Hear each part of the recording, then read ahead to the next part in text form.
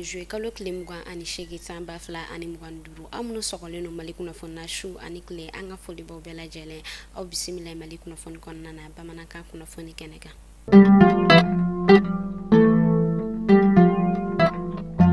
Kunnafoni daminɛna bi tɛnɛn joué kalo tile 28 ni o don bolodalen don min ni ale ɲɛsinen no hépatite ma fɛn min ye biɲɛ dimi ye walasa ale bɛ se ka kɛlɛ o baara in ale yɛrɛ kɔni b'a la k'a la ɲɛnamaya diɲɛ fan 14 bɛɛ lajɛlen kɔnɔna na yanni bi yɛrɛ kɔni cɛ an ka minisiri min ni ale ka baara bɛnnen no kɛnɛyako kunkan ko ma fɔ ka taa se jamana ale yɛrɛ kɔni ka ɲɛtagama kolonɛl Asan Bajalo Ture ale bɔla ka kunnafoniya ko o yɛrɛ kɔni kɛ yanni bidonya ye o yɛrɛ kɔni ka se a ka kunnafoniya kɔnɔna na a y'a yira k'a fɔ hépatite ni o ye biɲɛ dimi ko o yɛrɛ kɔni bana ni ale bɛ wele ko fagalikɛla sumalen bana min ni a yɛrɛ kɔni bɛ mɔgɔ faga k'a sɔrɔ mɔgɔw ma bɔ a kalama o hukumu de kɔnɔna na a y'a yira k'a fɔ ko walawalali caman o yɛrɛ kɔni bɛna kɛ fɛn min yɛrɛ kɔni bidon kofɔta ye munna a bolo dalen no ka hépatite biɲɛ dimi ka ale kɛlɛ ani fɛn min yɛrɛ kɔni ye hépatite ye ale yɛrɛ ye mun ye ani moyen de prévention minnu ni olu bɛ sɔrɔ a la o hukumu de kɔnɔna na a yɛrɛ kɔni bɔla ka welekan fɔlɔ min yɛrɛ kɔni bila o de walasa maaw bɛ se ka taa u ka sɛgɛsɛgɛliw kɛ k'a lajɛ n'a sɔrɔ ni biɲɛ dimi hépatite ni o tu u la a y'a yira k'a fɔ ko sɛgɛsɛgɛli yɛrɛ bɛ se ka kɛ sababu ye k'a to na a bana b'i la ko kɔn bɛ se ka kɛ a ma ko u yɛrɛ kɔni bɔla ka furaw sɔrɔ u bɔla ka minɛ ɲɛnamaw fɛnɛ sɔrɔ an ka kɛnɛyasow la ka tila tuguni ka formation jolenw k'o kɛ an ka kɛnɛya tigilamaaw kun walasa nin bana kofɔta in ale bɛ se ka kɛlɛ a ka kunnafoniyaw kɔnɔna na a y'a yira k'a fɔ fɛn min yɛrɛ kɔni ye hépatite ye biɲɛ dimi ko ale yɛrɛ suguya ka ca kosɛbɛ fɛn min ye hépatite B ye a y'a yira k'a fɔ ko o yɛrɛ kɔni bɛ maa 2 de la an ka ba Maliba jamana kɔnɔna na fɛn min ye hépatite C a yirala k'a fɔ ko o bɛ maa ba 60 ani kɔ de la an ka jamana kɔnɔna na o hukumu de la a y'a yira k'a fɔ diɲɛ seleke naani bɛɛ lajɛlen faralen no ɲɔgɔn kan ka wuli ka jɔ sigi sen kan walasa fɛn min yɛrɛ kɔni ni bana kofɔta in ye ale bɛ se ka kɛlɛ yanni san 2030 cɛ.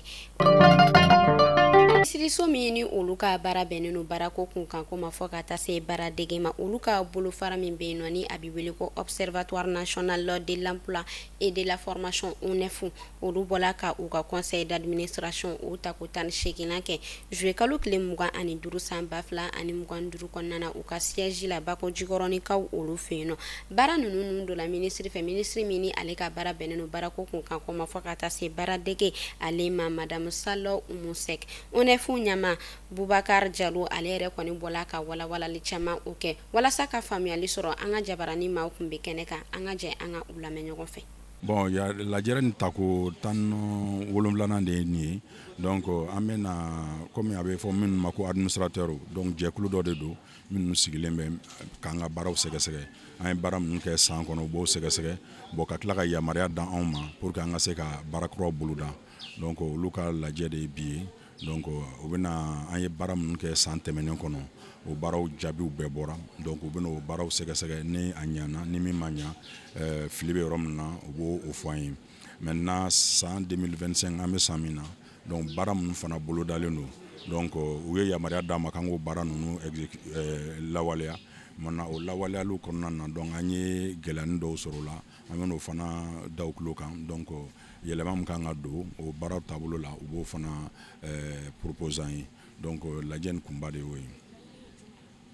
laɲini ye min ye a kɛkun ye pour que olu ka Observatoire National de l'Emploi et de la Formation ka baara bɛɛ kɔlɔsi donc parce que baara mana kɛ cogo cogo ni kɔlɔsibaga t'a la a cɛ man ɲi donc olu de bɛ baaraw kɔlɔsi donc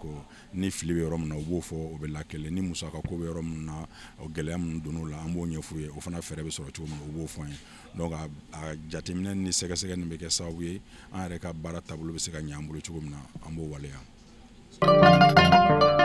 Jɛkulu min ni ale sigilen no sɛgɛsɛgɛli kama ani fɛn min yɛrɛ kɔni baarakuraw olu lagɛlen ni olu bɔla ka hakilina falen kɛ ni jamana kɔnɔdenw ye ka u hakilinaw dɔn fɔ ka taa se u ka laɲiniw yɛrɛ ma olu bɔla ka u kunda minisiriso kan minisiriso min ni ale ka baara bɛnnen no sɛnɛko kunkan kuma walasa laɲini min ni o yɛrɛ kɔni bolodala ka a lagɛ ni a sɔrɔ a baaraw b'a la ka waleya o hukumu de kɔnɔna na fɛn min yɛrɛ kɔni u ka kumaɲɔgɔnya ninnu a yɛrɛ kɔni sinsinna fɛn min kan sa o de ye sɛnɛ ale nafa fɔ ka taa se fɛn bayɛlɛma ale ma Buguna Moniba Sokoba ale yɛrɛ bɔla ka kuma ta kɛnɛ kan a y'a yira k'a fɔ fɛn min yɛrɛ kɔni balofɛnw olu bayɛlɛmalen fo ka taa se an yɛrɛ kɔni ka jamana kɔnɔfɛnw ma minnu bɛ tali kɛ k'o na fo ka taa se kaba ma ani fɛn min yɛrɛ kɔni ye tigaw ye olu bɛ se ka bayɛlɛma cogoya min na an ka jamana kɔnɔna na ko o bɛ se ka kɛ sababu ye k'a to caman bɛ bɔ sifinnakaw olu ka chômage la ko o yɛrɛ kɔni bɛ sɔrɔ ko o ladon kosɛbɛ an ka jamana kɔnɔna na o tɛmɛnen u y'a yira k'a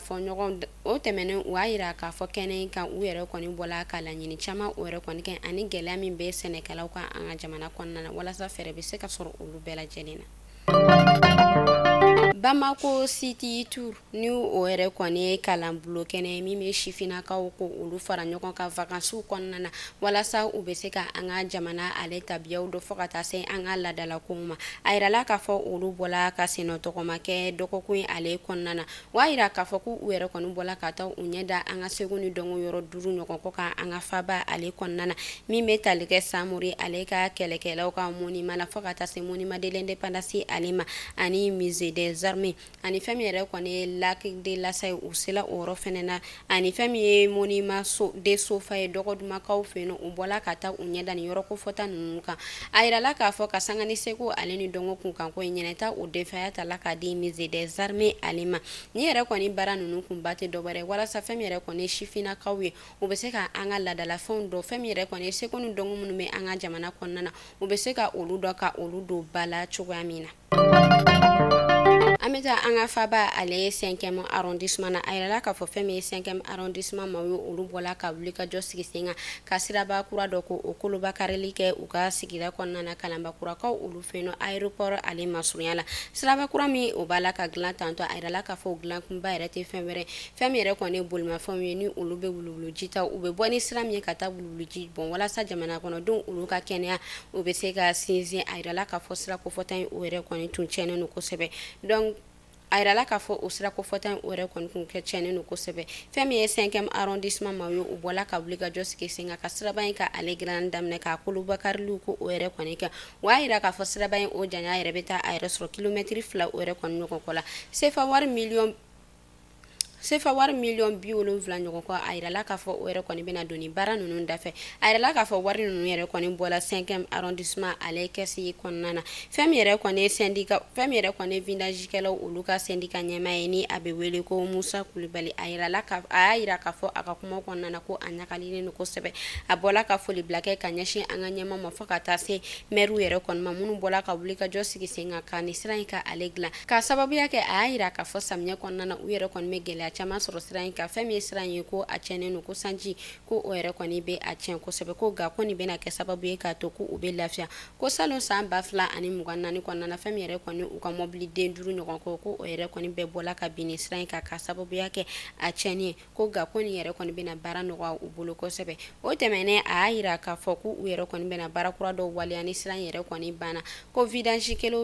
kelen ko i yɛrɛ kɔni bɛ 200 sara min bɛ se ka mara min bɛ se ka kɛ sababu ye k'a to hali ni kɔlɔlɔ nana sira in sɔrɔ u bɛ se ka wari sɔrɔ cogoya min na ka sira in dilan ko u bɛna o baaraw sigi sen kan fɛn min yɛrɛ kɔni ye kalanbakura maire ye ani a ka maaw olu tun bɛ kɛnɛ kan u y'a yira k'a fɔ ko nin ŋaniya min ni a yɛrɛ kɔni ka ɲi kosɛbɛ ko nin bɛna kɛ sababu ye k'a to jamana kɔnɔdenw ka kɛnɛya o yɛrɛ kɔni tɔ bɛ sinsin. Ka sanga ni campagne nationale de reboisement ye ni ɲinɛ bɛ bɛn ale ta ko 31 na ma a yirala k'a fɔ o baaraw yɛrɛ kɔni waleyala sibiri don juillet kalo tile 26 san 2025 an ka premier ministre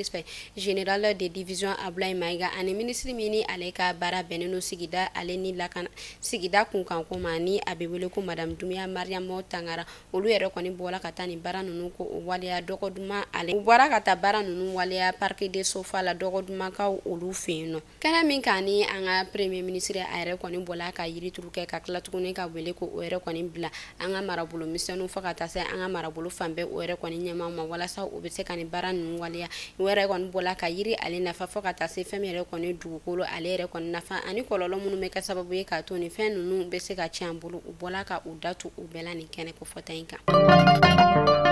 Ameta kaye ka olu fe no femi Fatumata Batule Nyang ka jekule alisa ulubala ka wuliga jo sigisenga kaye ale marabolo konnana femi kaye sigidam benoni abebele ko lafiya bugo ayrala ka fakari don jwe kalo kile muga ani wolumvla samba fla ani muganduru femi ne sigidam mawe olu ere koni bola ka wuliga jo sigisenga ka sangani hivernage tour numéro 4 u bola ka wuliga joke ani uka seska mo anu uka sesko mo kata uka sigida ka ale la sanwa ko sebe Kura uruji ni ale be wuli ka jɔ kɛ an ka jamana kɔnɔna ni ɲangata ye wɔrɔ minnu sɔrɔ walasa ka taa dɛmɛ don o yɔrɔ kofɔta ninnu ma ani o maaw ma a yirala k'a fɔ ale bɔla ka barokɛnɛ sigi ni ministère de la sécurité et de la protection civile barokɛnɛ a yirala k'a fɔ nin ye a ta ko fɔlɔ barokɛnɛ sinsinnen don fɛn min kan sa o de ni ɲangata yɔrɔ minnu sɔrɔ walima ni kasara yɔrɔ minnu sɔrɔ kɔn bɛ se ka kɛ o ma cogo min na walasa a kɔlɔlɔ o kana juguya a yirala k'a fɔ kɔlɔlɔ caman o yɛrɛ kɔni bɛ wuli an ka jamana kɔnɔna k'a sɔrɔ kɔn man kɛ olu ma kɛrɛnkɛrɛnnenya la fɛn min yɛrɛ kɔni ji ka cɛnni kɛ n'o fɔ ka taa se fiɲɛbanaw ma ani ale ɲɔgɔnna caman o hukumu de kɔnɔna na Croix Rouge a bɔla ka nin wuli ka jɔ in sigi sen kan walasa u bɛ se ka kɔn ɲangataw ale ni kasaraw ma a yirala k'a fɔ fɛn min ye baɲumankɛtɔn 52 ye o yɛrɛ kɔni ni Croix Rouge b'a la ka nin baara ninnu labɛn kabi san 2016 kɔnɔna na o y'a yira k'a fɔ sefa wari miliyari 6 ɲɔgɔn kɔ o y'a yira k'a fɔ sefa wari miliyari 5 ɲɔgɔn kɔ o yɛrɛ kɔni bɛna don baara ninnu dafɛ walasa fɛn min yɛrɛ kɔni ye jamana kɔnɔdenw ye olu bɛ se ka kisi cogoya min na Ameta ko kan kibaru la kɛrɛnkɛrɛnnenya la Côte d'Ivoire ami wagati min na ina fɔ sisan no fɛn min Burkina Faso jamana maaw ye olu dusuma kasilen no kosɛbɛ ka sababuya kɛ kunu karidon juillet kalo kile 26 san 2025 kunnafoniyaw olu bɔla k'a yira k'a fɔ fɛn min ye Burkina Faso olu ka influenceur min bɛ yen nɔ ni a bɛ wele ko Traoré Alain Christophe ni bɛɛ lajɛlen bɛ ale wele Alino Faso la a yirala k'a fɔ ko ale sutala ye Abidjankaw fɛ yen nɔ u ka kasobon kɔnɔna na école de gendarmerie ale la o y'a yira k'a fɔ fɛn min yɛrɛ kɔni nin ma ko fɔta ye a yɛrɛ kɔni bɛ Côte d'Ivoire lakana tigilamaw bolo kabi janvier kalo la san 2025 kunnafoniyaw olu bɔla k'a yira k'a fɔ u ka procureur de la république ani u ka kɛnɛya tigilamaw dɔ olu yɛrɛ kɔni bɔla ka taa constat fɔlɔ kɛ k'a yira k'a fɔ fɛn min yɛrɛ nin ma ko fɔta ye a yɛrɛ kɔni bɔnɛna ani na ko ga ko a ma bɔnɛ ani na tentɔ ko kun dɔ kɔni bɛ a la u kɔni b'a la ka wuli ka jɔ sigi sen kan ka sɛgɛsɛgɛliw yɛrɛ kɔni kɛ ko min kɛla sababu ye k'a to nin ma ko fɔta ye a yɛrɛ kɔni fagala tantɔ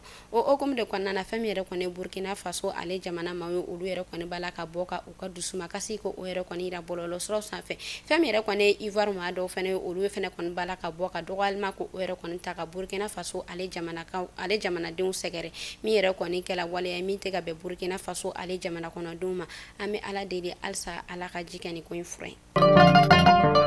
ni kuncɛla an bɛ taa Senegal a yirala k'a fɔ couvre-feu o yɛrɛ kɔni bolo dalen no Senegal ale jamana kɔnɔna na kɛrɛnkɛrɛnnenya la u ka cercle min bɛ yen nɔ ni ale bɛ wele ko Bakel o y'a yira k'a fɔ fɛn min yɛrɛ kɔni bolimafɛn sen fila o ye kɛrɛnkɛrɛnnenya la moto ko olu bolili bɛ jɔ nɛgɛ kaɲɛ fo waati fo ka taa se nɛgɛ kaɲɛ 6 ma sɔgɔmada joona u fɛ Senegal ale jamana kɔnɔna na kɛrɛnkɛrɛnnenya la u ka cercle Bakel ale la ni ne kun bɛ dansigi kɛ bi kunnafoni na an ka foli bɛ an lamɛnbaga jɛkulu bɛɛ lajɛlen Mali kɔnɔ fɔ Mali kɔ kan aw k'an bɛɛ sini ni Ala man ka jɔn na